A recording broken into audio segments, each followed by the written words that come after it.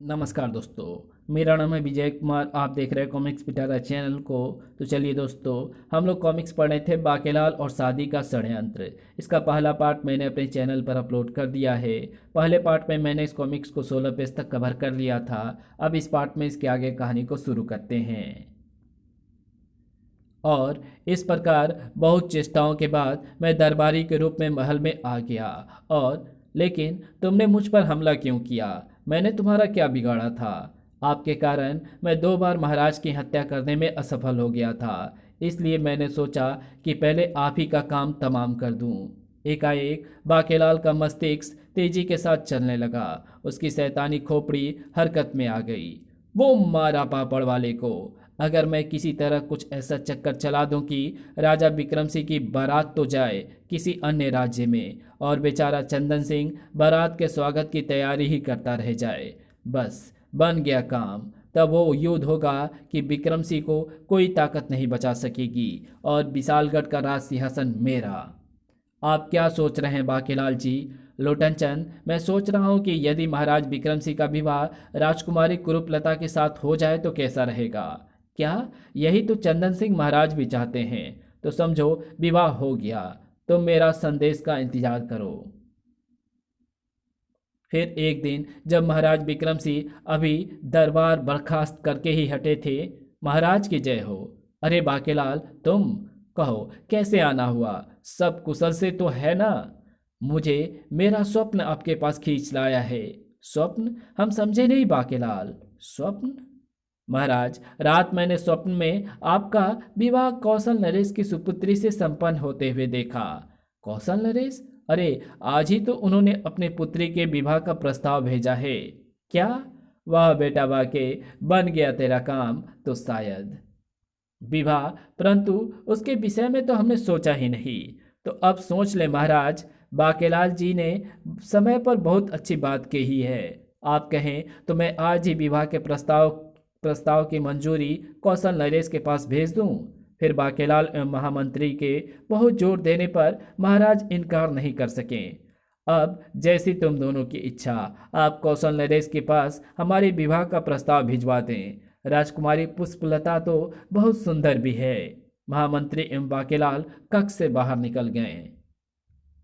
इधर एक शाम बाकेलाल अपनी योजना अनुसार लोटन चंद के पास पहुंचा और उसे एक लिखित संदेश देकर बोला, लोटन चंद, महाराज विवाह के लिए तैयार हो गए हैं। ये संदेश जाकर अपने महाराज चंदन सिंह को दे देना। क्या सच? ये समाचार सुनकर महाराज फूले ना समाएंगे। और हाँ, तुम इसी समय चुपचाप यहाँ से चले जाओ। मैं तुरंत ही प्रस्थान कर रहा हूँ बाके जी। लोटन चंद के जाने के बाद अब आएगा मजा, जब बारात के स्वागत की तैयारियां तो चंदनगढ़ और कौशलपुर दोनों ही राज्य में होगी, किंतु बारात पहुंचेगी केवल कौशलपुर। महाराज विक्रम सिंह दो पाटन के बीच में बाकी बचा ना कोई। विशालगढ़ का राज सिंहासन अब बांके का होए। इधर कौशलपुरी में राजकुमारी पुष्पलता की विवाह की तैयारियां चल रही थी। उधर चंदरगढ़ में कुरूपलता की विवाह की। जल्दी करो, उफ, बारात आने का समय हो रहा है और अभी भोजन का इंतजाम नहीं हुआ। महामंत्री, कुछ व्यक्ति और इस कार्य में लगा दीजिए। हमें देरी बिल्कुल पसंद नहीं है। ये विक्रम से भी अजीब आदमी है। कल शाम ही विवाह का प्रस्ताव भेजा और आज शाम बारात लेकर आ रहे हैं। कुछ समय और दे देते तो ऐसा शानदार स्वागत करता कि देवता भी देखकर प्रसन्न हो उठते। अरे भाई, जल्दी करो। द्वार पर फूलों की लड़ियां लगा दो, मार्ग में इत्र बहा दो। स्वागत में किसी किस्म की कमी नहीं रहनी चाहिए। जी महाराज। महाराज चंदन सिंह मानो प्रसन्नता से पागल हुए जा रहे थे। राजकुमारी कुरूपलता को उसकी सखियां तैयार कर रही थी। आज तो राजकुमारी के भाग्य जाग गए हैं। अरे हट, राजकुमारी के भाग्य सोए कब थे? लाखों में एक है हमारी राजकुमारी। राजा की आएगी बारात, रंगीली होगी रात। उधर पूरी तैयारी के साथ विशालगढ़ में राजा विक्रम सिंह को हाथी पर बैठा दिया गया। प्रस्थान करो, महाराज विक्रम सिंह जिंदाबाद। नाचती गाती बारात कौशलपुर की ओर चल पड़ी। कुछ दूर चलने के बाद मुझे बीमारी का बहाना बनाकर यहीं ठहरना है। भला युद्ध के मैदान में जाकर मरना है क्या? वाह, सब कितने प्रसन्न दिखाई पड़ रहे हैं। कुछ दूर पहुंचते ही बाकेलाल एकाएक तेवार कर जमीन पर गिर पड़ा। अरे बाकेलाल जी को क्या हुआ? महामंत्री जी, मैं शायद बारात के साथ ना चल सकूंगा। आप मुझे महल भिजवा दें। ओह ठीक है बाकेलाल जी, मैं आपको महल भिजवा देता हूँ। क्या हुआ बाकेलाल जी को? महाराज, बाकेलाल जी की तबीयत एकाएक खराब हो गई है, मैं इन्हें महल भिजवा रहा हूँ। ओह फिर तो ये विवाह भी आज नहीं होगा। ये सुनते ही बाकेलाल चीख कर बोला, नहीं महाराज, अब ये विवाह नहीं रुक सकता। आप दुल्हन लेकर लौटिए। ईश्वर ने चाहा तो मैं एकदम भला चंगा होकर महल में आपका स्वागत करूंगा। आह। तभी महामंत्री के कहने से एक रथ वहां आ पहुंचा। बाकेलाल को उस रथ पर बिठा दिया गया। अपना ध्यान रखना बाके, आप मेरी फिक्र मत करें महाराज। रथ उसे लेकर वापस महल की ओर चल पड़ा। शुक्र है जान बची। केवल मैं ही जानता हूं कि कौशलपुर युद्ध स्थल बनने वाला है। ऐसे में वहां जाना मौत को दावत देना था। इधर चंदनगढ़ में काफी समय इंतजार करने के बाद भी जब राजा विक्रम सिंह बारात लेकर नहीं पहुंचे तो अब तो लगन का मुहूर्त भी निकला जा रहा है। लोटन चंद, तुम जाकर मालूम करो कि बारात अभी तक क्यों नहीं पहुंची। जी महाराज, मैं अभी पता करता हूँ। लोटन चंद एक तेज तर्रार घोड़े पर सवार होकर विशालगढ़ की ओर चल पड़ा, किंतु अभी वो आधे रास्ते में ही पहुंचा था कि अरे ये तो महाराज विक्रम सिंह की बारात है, मगर ये तो कौशलपुर जा रही है। आखिर माजरा क्या है? उसने निकट से गुजरते एक बाराती से पूछा, क्यों भाई, ये बारात क्या चंदनगढ़ नहीं जा रही है? चंदनगढ़? अरे भले मानस, राजा विक्रम सिंह की बारात तो कौशलपुर जा रही है। महाराज का विवाह राजकुमारी पुष्पलता से होने वाला है। इतना सुनते ही लोटन चंद के सीने पर सांप लौटने लगे। इसका मतलब हमारे साथ धोखा हुआ है। मैं अभी महाराज चंदन सिंह को सारी स्थिति से अवगत कराता हूँ। वे राजा विक्रम सिंह के साथ साथ कौशलपुर को भी मिट्टी में मिला देंगे। और फिर चंदन सिंह के महल में क्या विक्रम सिंह की ये जुर्रत? हम उसे नेस्तानाबूद कर देंगे। सेनापति जी महाराज, आज्ञा दीजिए। अपनी सारी सेना एकत्रित कीजिए। हम अपनी बेटी के लिए वर छीन कर लाएंगे। किंतु महाराज। जो आज्ञा महाराज। इन सब में बहुत समय नष्ट हो जाएगा। लगन का मुहूर्त निकल गया तो फिर ये विवाह 5 वर्षों तक नहीं हो सकता है। क्या? मेरी किस्मत में भगवान ने शायद ये दिन देखना नहीं लिखा। राजा क्रोध में चिल्लाया, लगन का मुहूर्त नहीं निकलेगा महामंत्री जी। राजकुमारी कुरूपलता हमारे साथ ही चलेगी। उसका ब्याह कौशलपुर में राजा विक्रम सिंह के साथ ही होगा। ठीक है महाराज, मैं अभी सब बंदोबस्त किए देता हूँ। फिर देखते ही देखते राजा चंदन सिंह राजकुमारी कुरूपलता के साथ एक विशाल सेना लेकर कौशलपुर की ओर चल पड़े। राजा विक्रम सिंह, या तो तुझे मेरी बेटी की मांग में सिंदूर भरना होगा, अन्यथा हम तेरे खून से अपने माथे पर तिलक लगाएंगे। कौशलपुर में सारी तैयारियां पूरी हो चुकी थी। बारात के पहुंचने पर बारात का भव्य स्वागत किया गया। राजा विक्रम सिंह जिंदाबाद, राजा कुशल सेन अमर रहे, जय जयकार से गगन गूंज उठा। विवाह की रस्म अदा होने वाली थी कि तभी समाचार मिला। अशुभ समाचार है महाराज, चंदनगढ़ के राजा चंदन सिंह ने कौशलपुर पर चढ़ाई कर दी है। वो अपने विशाल सेना के साथ इधर ही आ रहे हैं महाराज। क्या इस शुभ अवसर पर ऐसा अशुभ समाचार? ये तो बहुत बुरा हुआ। अब क्या होगा विक्रम सिंह जी? युद्ध की तैयारी में तो बहुत समय लग जाएगा और तब तक शायद, काश मेरा बाकेलाल यहाँ होता तो अवश्य ही इस समस्या का कोई उपाय सोच लेता। आप क्या सोच रहे हैं विक्रम सिंह जी? हम सोच रहे हैं महाराज की कौशलपुर की इज्जत अब हमारी इज्जत है। चंदन सिंह से युद्ध की तैयारी की जाए। हम स्वयं भी युद्ध लड़ने चलेंगे। फिर जितना भी इंतजाम हो सका उतनी ही सेना लेकर राजा कुशल सेन विक्रम सिंह के साथ रणभूमि की ओर चल पड़े। दोनों सेनाएं आमने सामने पहुंच गई। तभी राजा चंदन सिंह गरज पड़े, राजा विक्रम सिंह धोखेबाज, हमारी बेटी का विवाह का प्रस्ताव मंजूर करके और फिर निश्चित समय पर बारात चंदनगढ़ ना लाकर तुमने हमारा ही नहीं बल्कि राजा कुशल सेन का भी अपमान किया है। कुरूपलता से विवाह? कुरूपलता? राजा कुशल सेन विक्रम सिंह का विवाह राजकुमारी पुष्पलता से नहीं, राजकुमारी कुरूपलता से तय हुआ है। अगर वायदे के मुताबिक ये विवाह ना हुआ तो यहाँ रक्त की नदियाँ बह जाएगी। कुरूपलता का नाम सुनकर राजा कुशल सेन चौंक पड़े। उफ, कहीं ये वही मेरी नन्ही सी कुरूपलता तो नहीं? महाराज सोच क्या रहे हैं? युद्ध का बिगुल बजवा दीजिए। राजा चंदन सिंह को जब अपनी बात का कोई जवाब नहीं मिला तो उन्होंने चीख कर आदेश दिया, युद्ध, आक्रमण। नहीं, ठहरो। कुशल सेन ने चीख कर कुछ कहना चाहा, परंतु तब तक शोर मचाते सैनिक कुशल सेना की सेना पर टूट पड़े। मजबूरन कुशल सेन की सेना भी युद्ध में शामिल हो गई। मारो मारो, काट डालो। नहीं, ये युद्ध नहीं होगा। महावत, हाथी को राजा चंदन सिंह के हाथी के निकट ले चलो। चंदन सिंह के हाथी के निकट पहुंचकर राजा कुशल सेन ने चीख कर कहा, राजा चंदन सिंह, अगर आपकी इच्छा युद्ध की है तो अवश्य युद्ध होगा, किंतु हम केवल 3 प्रश्नों का उत्तर जानना चाहते हैं। क्या आपकी बेटी कुरूपलता की एक टांग नहीं है? क्या उसकी पीठ पर एक कुबड़ है? क्या उसके दाएं बाजू पर उसका नाम गुदा है? परंतु आप ये सब कैसे जानते हैं? इसका मतलब है मैंने जो कहा सच है। तब तो यही मेरी खोई हुई बेटी है। एक ऋषि के शाप के कारण न केवल इसे ये गत बनी, बल्कि ये हमारे पूरे 18 बरस तक अलग रही। और चंदन सिंह, अब जब इसके शाप मुक्त होने का समय आ गया है तो तुम युद्ध करना चाहते हो? तब तो हमें तुरंत युद्ध बंद करना होगा।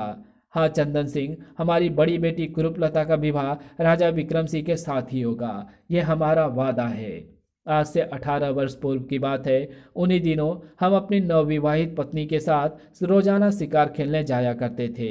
लेकिन एक दिन जब हमने एक खरगोश का शिकार करने के लिए तीर छोड़ा, हे भगवान, लगता है आपका छोड़ा हुआ तीर किसी बालक को जा लगा है। आ अरे, ये तो किसी बच्चे की चीख का स्वर है। हमने उधर जाकर देखा तो सचमुच एक बालिका वहां छटपटा रही थी। ओह भगवान, इसकी टांग तो तीर से लगभग कट ही गई है। अब क्या होगा महाराज? ऋषि कन्या। तभी ऋषि चतुरानंद वहां आ पहुंचे और अपनी बेटी की ये दशा देखकर क्रोध में चिल्ला पड़े, दुष्ट, तूने मेरी मासूम बच्ची की ये हालत की है।